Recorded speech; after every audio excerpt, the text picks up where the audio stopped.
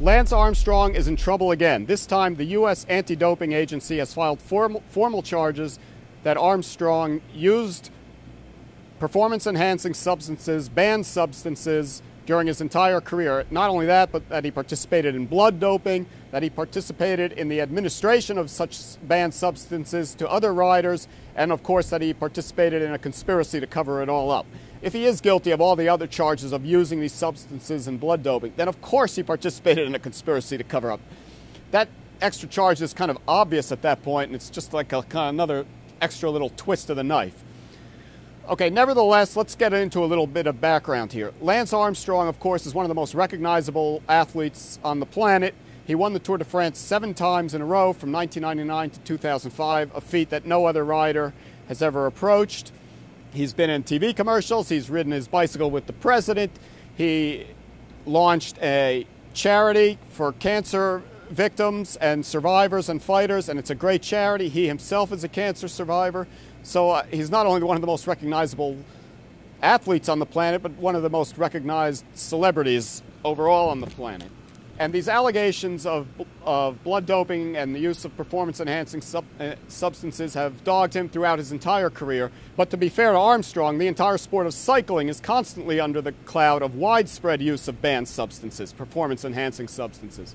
So it's really not just Armstrong. It's the entire sport. Now let me attempt a defense of Lance Armstrong. Officially, he has never failed the drug test, and these cyclists are subject to drug tests all the time during their careers, constantly. They interrupt your personal life. They come in and they take a urine sample while you're sitting down to dinner with your family. Now the U.S. Anti-Doping Agency says that, in fact, he did fail some of these, but the results were manipulated or covered up. Furthermore, during the U.S. federal investigation that was recently dropped, 2 of Armstrong's teammates testified against him. That's why the authorities thought they had a good case. Floyd Landis and Tyler Hamilton. Floyd Landis is a very sketchy character at this point, so there is some credibility issue there. And I saw the 60 Minutes interview with Tyler Hamilton, and that was really weird. He did not seem to have the confidence in the body language of somebody who was coming with strong, truthful allegations. So, although this cloud of the use of banned substances affects every cyclist, hangs over the entire sport, I do believe, maybe it's naive, that there is a chance that Armstrong, in fact, is innocent of these charges and that he didn't use these substances. Also, in this indictment, they're accusing a variety of team doctors and even Johan Brunel, who's the team director who guided Armstrong to all of those Tour de France victories.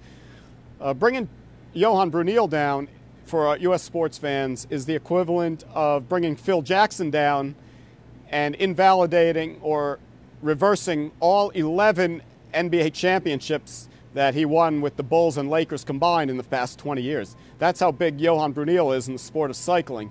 So these are pretty hefty charges against a top athlete and a monumental team director in the sport.